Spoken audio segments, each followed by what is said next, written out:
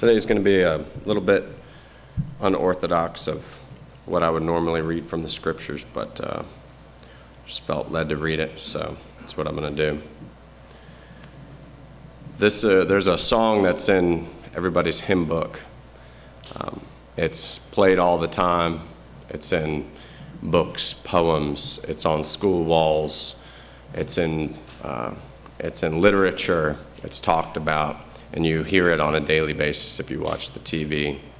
But I want to tell the story of that and the men that sacrificed what they sacrificed in order for us to have what we have, and the times that we feel that we are helpless, and that we don't have what we need, or that we are in some way just crippled with fear or with doubt or with remorse or with anything that keeps you from doing what you know that you should do, what you have to do in order to achieve the things that you want to achieve spiritually, physically, career-wise, emotionally in your life.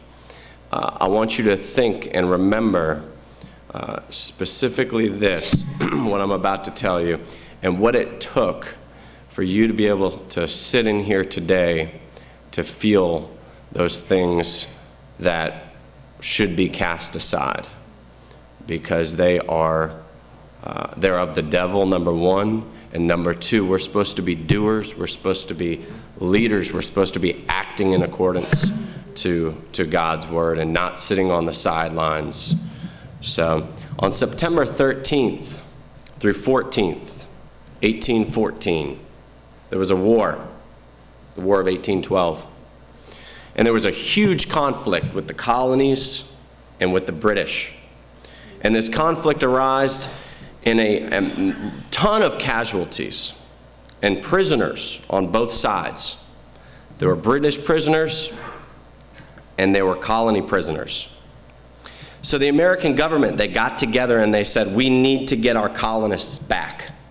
We have to get these men back. They have so many, we have to get them back. And these men, they were being held on ships, and these ships were outside of Baltimore at Fort McHenry.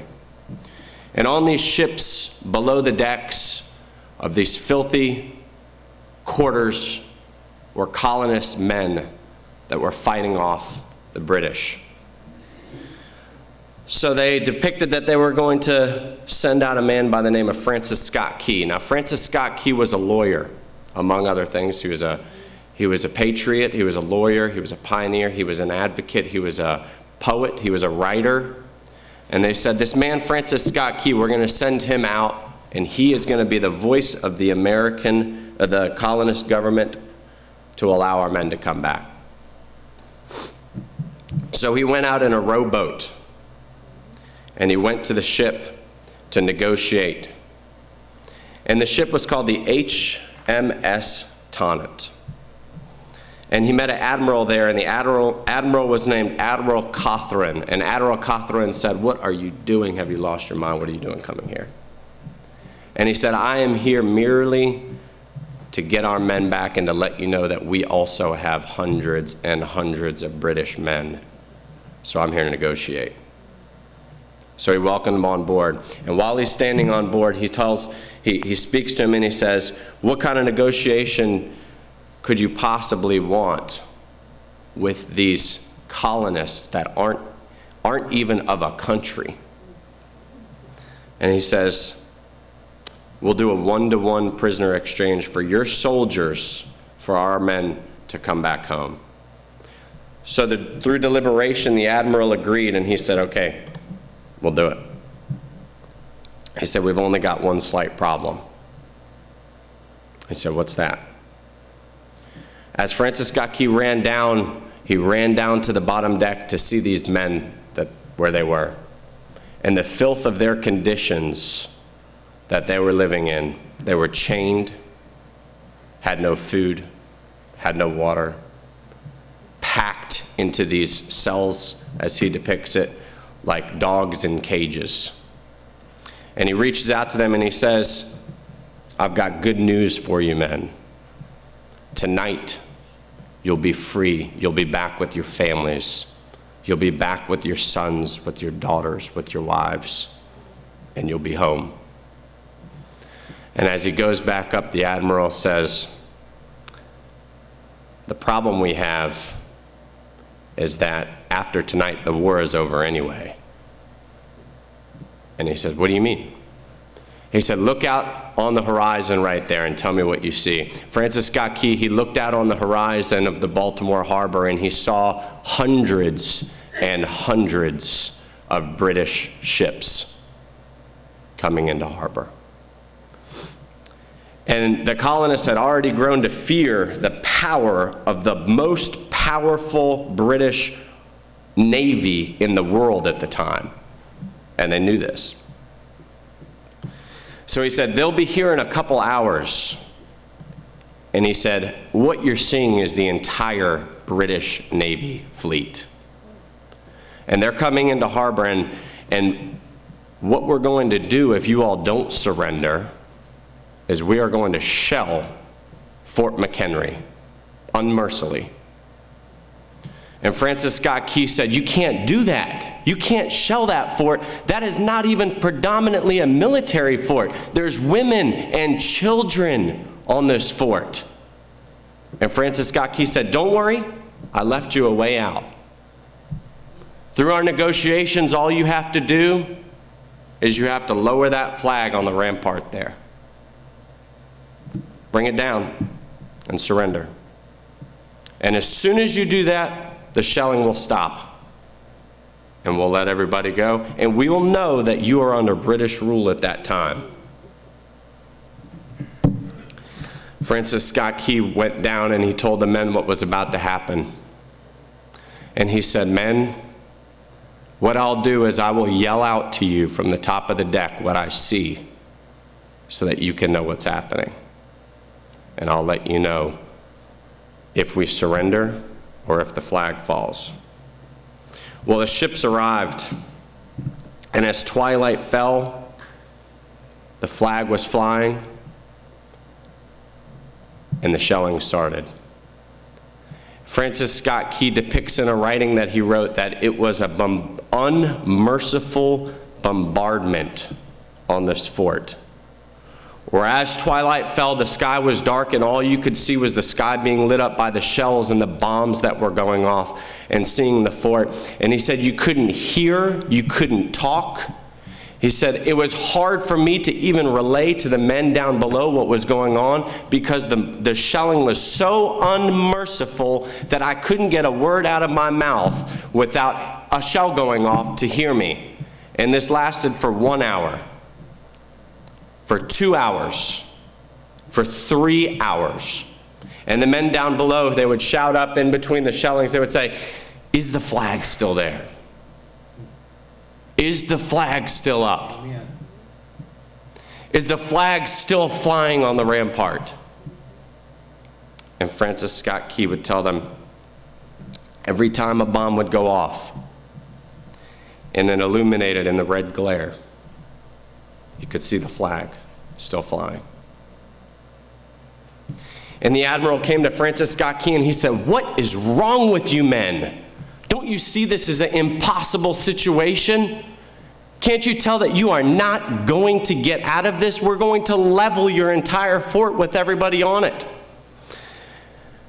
Francis Scott Key told him, he said, the words came into my mind at that moment of General George Washington that said the thing that sets the American Christian apart from all other people is that it would rather die on its feet than live on its knees. Amen.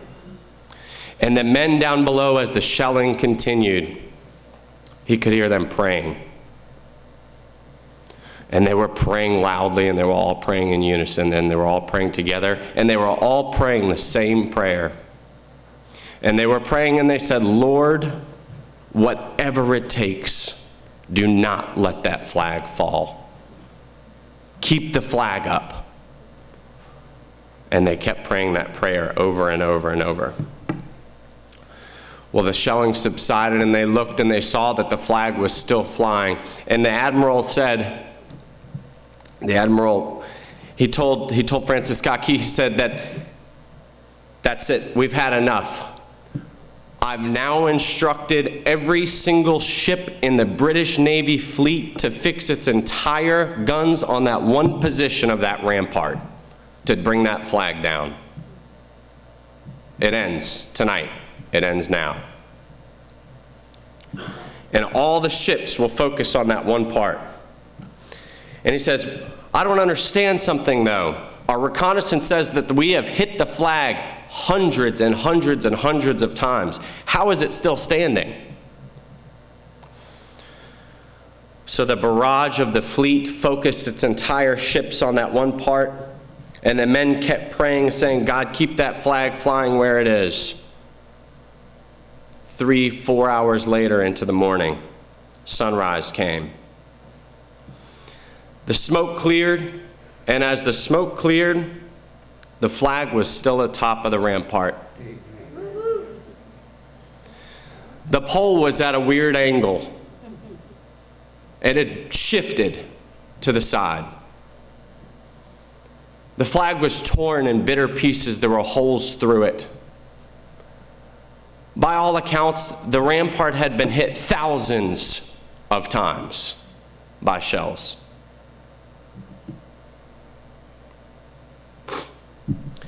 Francis Scott Key got in his boat and he went ashore. And the first thing he did is he went to Fort McHenry as soon as he could, and he ran up. And he found that the pole had suffered direct hit over and over and over. And when it had fallen, and it fell hundreds of times, but men, sons, fathers, teenagers knew what it meant for that flag to hit the ground. And so they ran over and they held that flag up and used their bodies. And when those men died, and they died, other men took their bodies out and replaced them. And knowing that the entire British fleet had focused on that one position, they continued to sacrifice themselves to hold up that flag. And so what held up that flag at that weird angle were patriots, were men that sacrificed and died so that we can have the liberties that we have today. And Francis Scott Key, after that night, he famed the song that you've heard a million times. It's in hymn 436 of your hymn books. And he said, "Oh, say can you see by the dawn's early light what so proudly we hailed at the twilight's last gleaming, through broad stripes and bright stars, through the perilous fight, or the ramparts we watched at the twilight's last gleaming. The rocket's red glare, the bombs bursting in air, gave proof through the night that our flag was still there. Oh, say does that star-spangled banner yet wave, for it was the land of the free by the home of the brave." And I want everybody to think about that. When you think that you're troubled, when you think that you're going through times that you can't accomplish and overcome, never forget the sacrifice it took. We trample on the flag today. We burn it in the streets. Men sacrificed, hundreds of men sacrificed their bodies to hold that flag up so that you can have your liberties. Never forget that.